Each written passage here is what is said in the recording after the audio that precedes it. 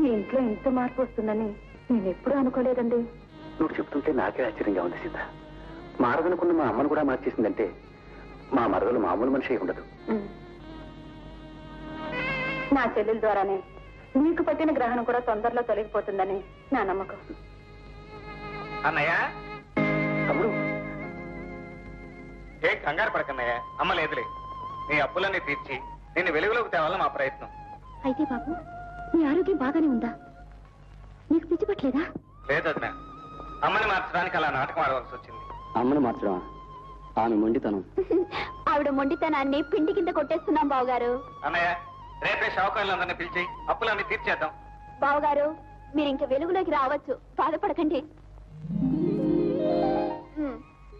చూడండి, మీరు వారికి అప్పిచ్చారన్న మాటే తప్పితే ఆయనకు 1 రూపాయి కూడా దక్కలేదన్న సంగతి మీకు తెలియదు అనుకుంటాను. అదేమిటి, ఈయనతో జాయింట్ గా వ్యాపారం చేసిన అప్పారావు గారికేగా మేము డబ్బు ఇచ్చాం. నిజమే, కానీ నా చేత సంతకాలు చేయించి ఆ డబ్బు వ్యాపారంలో పెడతానని నన్ను మోసం చేశాడు. అందుచేత అసలు తీసుకుని వడ్డీ వదిలేయమని కోరుకుంటున్నాం. ఆ అడ్డెలా వీలు పడుతుందమ్మా? ఎందుకు వీలు పడుతుంది ఆయన? పోనీ వడ్డీ తీసుకుని అసలు వదిలేయండి. లేకపోతే అది కూడా దక్కదు. అయ్యో బాబాయ్, కొంప మునిగిపోద్ది. సరే అసలైన పడేయండి. అలా రండి దారికి. 10,000, 20,000, 30,000, 40,000. ఏమండి?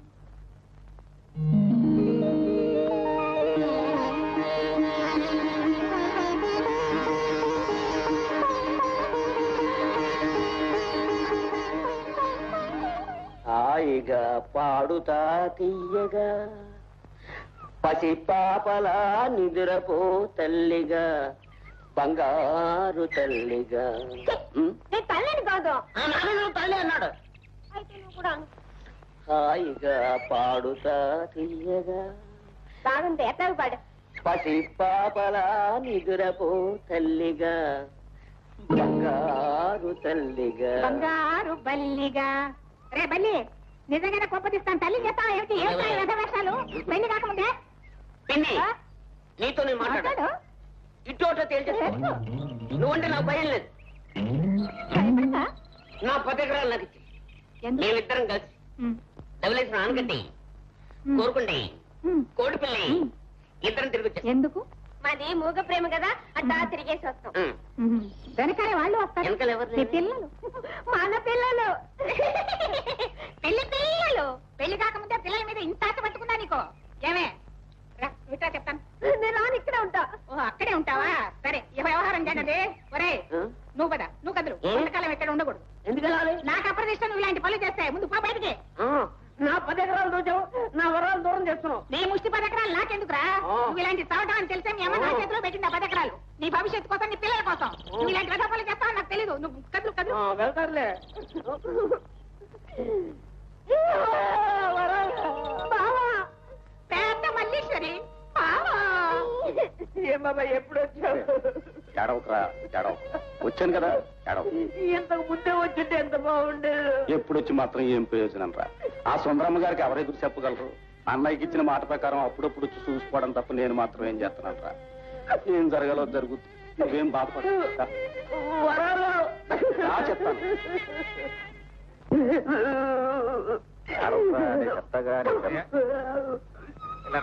సూర్యం బాబు బాగున్నావా? ఏ ఓల్డ్ మ్యాన్, ఏమిటిలా చూస్తున్నావు? అమ్మా, మీ పేరేదమ్మా? లీలా. లీలా కాదు కాదు, మీ పేరు లీల కాదు. మీరు మా సుశీలమ్మ. మీరు మా సుశీలమ్మే. అయ్యో, నిజం తెలిసిపోయిందా? తాతయ్య, ఈ ఇంటిని ఒక పద్ధతికి తేవాలని మేమిద్దరం కలిసి నాటకం ఆడుతున్నాం. అన్నట్టు నాన్నగారు ఎలా ఉన్నారు? మీరు పోయారని తెలిసినప్పటి నుంచి అదే పనిగా తాగుతూ ఆఫీసుకు కూడా వెళ్ళడం మానేశారు. ఆ నక్క రామారావు బాలాకుమారి మన ఇంట్లోనే తెచ్చేశారు. తాతయ్య, వాళ్ళ వల్ల నాన్నగారికి ఏ ప్రమాదం రాకుండా నువ్వే కాపాడాలి. అలాగేనమ్మా, నువ్వు నాకు చెప్పాలా? ఇప్పుడు వెంటనే వెళ్ళి నాన్నగారితో సుశీలమ్మ చచ్చిపోలేదు బాబు, మీరేం బెంగెట్టుకోవద్దని చెప్పేస్తా. అయ్యో, ఇప్పుడు చెప్తే ఏమైనా ఉందా? సమయం వచ్చినప్పుడు మేమే చెప్తాం. మీ అందరూ మీరు ఏదో మాట్లాడుకుంటున్నారు. నా పెళ్లి విషయం చెప్పట్లేదు మీరు. నీ పెళ్లి జరిపించే బాధ్యత నాది. నా మీద నమ్మకం ఉంది కదా? మన సుశీలమ్మ. సుశీలమ్మ అంటే నిజంగా సుశీలమ్మని కాదు బాబు, అచ్చంగా మన సుశీలమ్మలాగుండే లీలమ్మని చూశా. ఆ పిల్లని మన సూర్యంబాబు పెళ్లి చేసుకున్నారు. చెప్పేది చాలా ఆశ్చర్యంగా ఉందిరా. చూడగానే నాకు అనుమానం వచ్చింది బాబు. మన సుశీలమ్మ నిజంగా చచ్చిపోలేదా, లేక చచ్చిపోయిన సుశీలమ్మ మళ్ళీ బతికొచ్చిందా అని అనుమానం వచ్చింది. ఒకవేళ వాళ్ళు ఏలేమో సుశీలేమోరా. మనకు అదృష్టం లేదు బాబు. మన సుశీలమ్మ లోకం తెలియని అమాయకురాలు. ఈ లీలమ్మ చాలా చురుకైన పిల్ల బాబు. ఆ ఇంట్లో సుందరమ్మని అందరినీ ఒక్క తాటి మీద నడిపించారు. నువ్వు చెబుతున్న మాటలు వింటుంటే ఇప్పుడే వెళ్ళి అమ్మాయిని చూడాలనిపిస్తుందిరా. బాబు గారు, మీరు అన్నారు కనుక ఒక్క మాట అంటున్నాను. వీలైతే ఆ లీలమ్మ గారిని ఒక్కసారి తీసుకురండి బాబు. రేపు 6వ తారీఖు సుశీలమ్మ గారు పుట్టినరోజు కదా.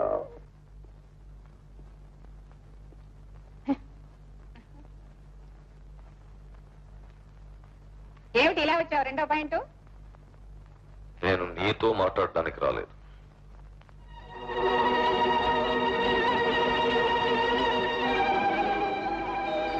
ఈయనెవరు? ఈయన ఎవరు నడుస్తున్నావు అనమాట. ఈయన నా మొదటి కోడలు సుశీల తండ్రి, నాకు వేలు విడిచిన అన్న. రెండో పాయింట్ కనకారావు అంటారు ఆయన్ని.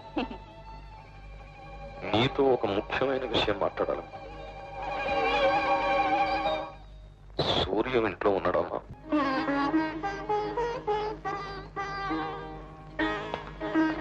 నేను మునపటి కనకారావుని కాను. జీవచ్చ వల్ల బ్రతుకుతున్నవాడు. ఇంతకీ మీరు వచ్చిన పని ఏమిటి? చూడమ్మా, నిన్ను చూస్తుంటే అచ్చు మా సుశీలను చూసినట్టే ఉంది. సుశీల నీకు ఇప్పుడు జ్ఞాపకం వచ్చిందట్రా? ఈ పిల్ల సుశీల అనుకుని మళ్ళీ నా కోడలుగా చేసుకున్నాను రా. నాకు కోడల మీద ఉండే ప్రేమ నీకు కూతురు మీద లేకపోయింది. ఇప్పుడు చెప్పుకుంటే ఎంత బాగుండేది. రేపు నా కూతురు సుశీల పుట్టినరోజమ్మా. ఎప్పట్లాగే ఆ పండుగ ఘనంగా చెయ్యాలని. అంటే మీ అమ్మాయి చచ్చిపోయినా ఇంకా పుట్టినరోజు చేస్తూనే ఉన్నారా? చెయ్యాలమ్మా. ఉన్న ఒక్కగానొక్క కూతురు అర్థంతరంగా చచ్చిపోతే నే బ్రతికున్నంత కాలం చేయదగ్గ ఏకైక పండగదేనమ్మా. అందుకే నిన్ను ఆహ్వానించాలని వచ్చాను. తప్పకుండా రావాలి. నేను వస్తాను. చూడనా, అలా గోడ చేయకూడదు, పిచ్చి వేషాలు వేయకూడదు. పిల్లవాడిని పర్యటనకి అసలు వెళ్ళకూడదు. వాళ్ళు పిలుస్తారు, నువ్వు వెళ్దు. నన్ను కూడా పిలవండి. నిన్ను పిలవకుండా తప్పకుండా రా. నన్ను పిలిచా మనం వాళ్ళ ఇంటికి వెళ్దాం. Okay okay. నేను మీ ఇంటికి రావడంలో మీకు సంతోషం కలిగితే తప్పకుండా వస్తాను. కానీ ఒక షరత్. ఏంటి?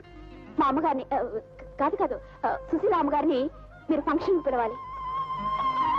అది సాధ్యమయ్యే పని కాదమ్మా. ఎందుకురా? ఎందుకు సాధ్యం కాదు? ఇంత మారిన తర్వాత కూడా దాన్ని పిలవడానికి నీకేమొచ్చింది? ఓట్టుకెక్కాన్ని గొడవలు పడ్డాక ఇప్పుడు ఏ మొహం పెట్టుకుని వెళ్ళి పిలవమంటా? అవును, అది నిజమే. నోను, నాకు అదంతా తెలియదు. నేను మీ ఇంటికి రావాలంటే మీరు ఆవిడని ఫంక్షన్ కు పిలవాలి అంతే. నువ్వు రావాలి, అది నాకు ముఖ్యం. పిలుస్తా, నా ప్రయత్నం నేను చేస్తాను. Thank you.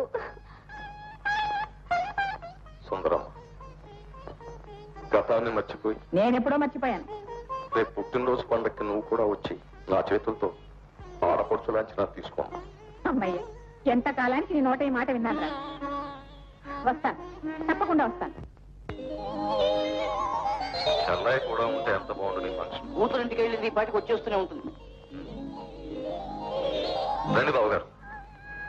కమల, నా పిలుపుని మన్నించి వచ్చినందుకు చాలా సంతోషం. నన్ను ఇక్కడికి ఎందుకు పిలిపించారో తెలుసుకోవచ్చా? నన్ను సుశీల పుట్టినరోజు కదా. ఎక్కడుంది సుశీల? ఈ లోకంలో లేదు కదూ. మన సుశీల చచ్చిపోయింది కదూ. అవును కమల, దేవుడు చాలా చిన్న చూపు చూశాడు.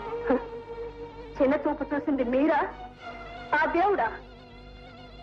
నాలో ఏ పాపం లేకపోయినా మన దాంపత్యాన్ని కోర్టుకెక్కించి నాకు విడాకులు ఇచ్చినా అది నా దురదృష్టం అనుకుని సహించాను. మన బంధాన్ని గుర్తు చేస్తూ మిగిలిన మన సుశీలని తండ్రిన హక్కుతో మీరు సొంతం చేసుకుని నా మాతృ హృదయాన్ని దెబ్బతీసినప్పుడు కూడా అది నా పూర్వజన్మలోని పాపాన్ని భరించానండి.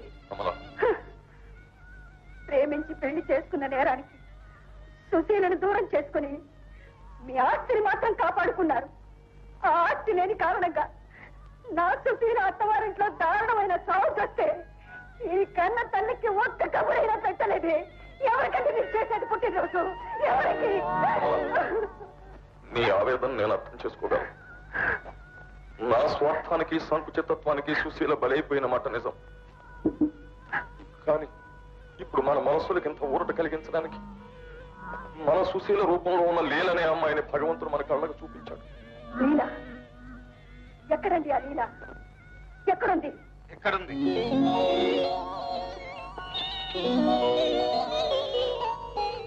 మావయ్య, మీరు చచ్చిపోయిందనుకున్న మీ కూతురు సుశీలే ఈ లీల. నువ్వు మా సుశీలవా? అవును నాన్న, నేనే మీ సుశీలని. అస్తవ్యస్తంగా ఉన్న మా ఇంటిని రిపేర్ చేయడానికి సుశీల లీలగా మారవలసి వచ్చింది. నేను పిచ్చెక్కినట్టు నాటకం ఆడాల్సి వచ్చింది మావయ్య. నాటకమా? నాటకేతుంది పిచ్చి.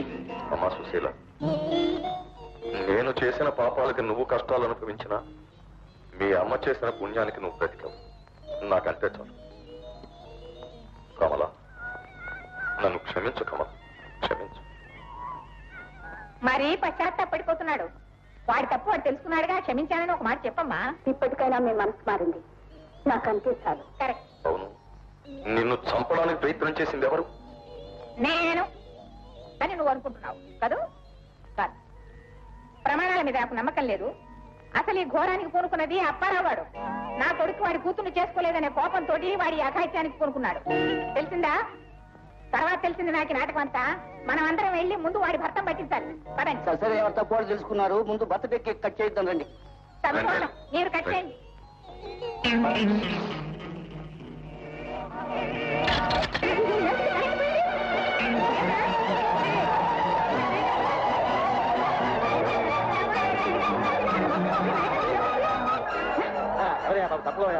సుశీల, ఏది సుశీల?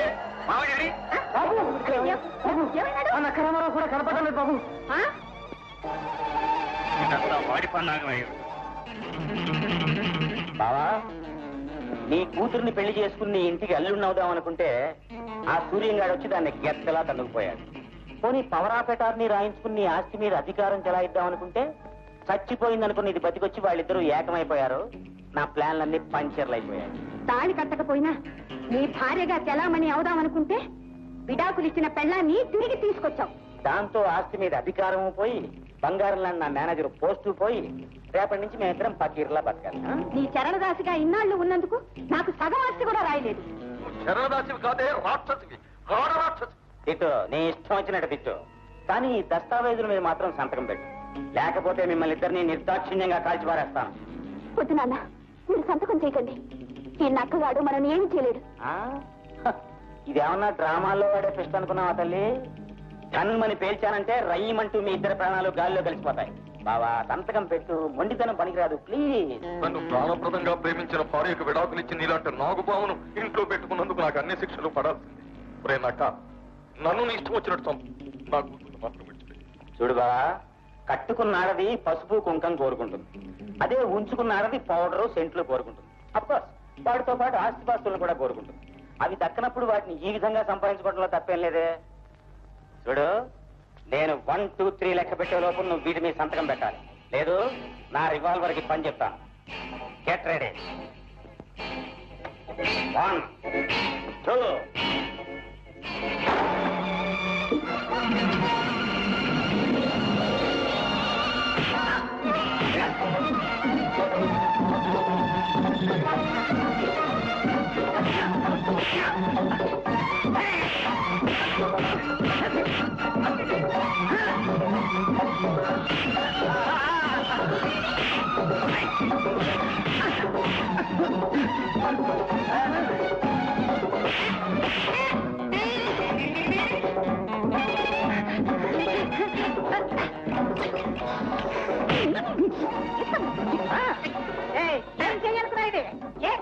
అమ్మమ్మ, నువ్వు కొట్టేవాడు చచ్చిపోతాడే. మీరు కొట్టారా? కొట్టండి. ఈరోజు నిజంగా మీరు మగాడు అనిపిస్తున్నారండి. హీరో అనిపించుకున్నారు. డాక్టర్ గారు, మా వారు, మా అబ్బాయి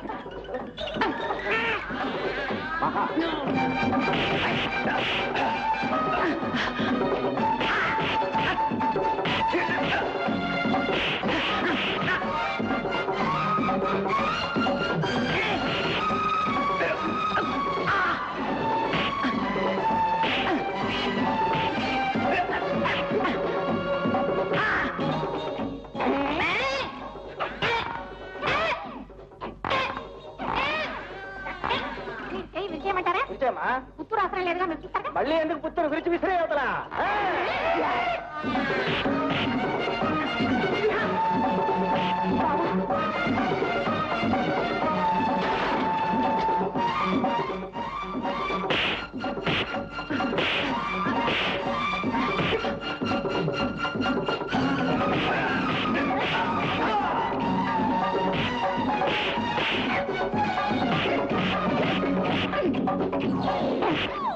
ఏమే బాలకుమారి, నీకు మాస్తి కావాలా? ఎంత కావాలి? ఎలా కావాలి? ఎప్పుడు కావాలి? ఏమండి బాలకుమారి గారు?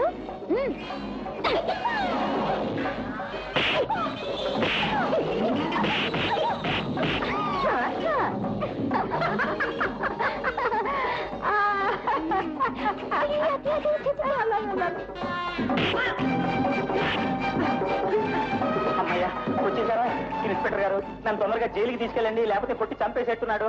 అక్క రా రావే స్పీడ్ గా. ఇది ఒకటి తొందరగా నడిచావలేదు రోడ్డు రోలర్ లాగా. నాయన నీకేం దెబ్బలు తగలేదు కదా? నాకేం అవ్వలేదమ్మా, దెబ్బలన్నీ ఆ వెసలకే ఫోన్లే. మావయ్య, నీ ఇంటికి పట్టిన దెయ్యాల సీసాల్లో పట్టేశాం కాబట్టి ఇక నువ్వు అత్తయ్య సుఖంగా ఉండొచ్చు. అయినా సూర్యం, నిజం చెప్పాలంటే నీ వల్లే మళ్ళీ మేము కలిసాం. ఇక నా రెండో పాయింట్. నేను చెప్తాను, మనం అందరం కలిసి సంతోషంగా ఉండడమే నీ రెండో పాయింట్. అత్తయ్య, మిమ్మల్ని మార్చాలని కాస్త కటువుగా ప్రవర్తించాను, నన్ను క్షమించండి. క్షమించేశాను. ఎవరు ఎంత మాటినా నీ అత్తా కోడలు ఇద్దరిని గడసరి అత్త సొగసరి కోడలుగానే మేము గుర్తుంచుకోవాలి. కరెక్ట్.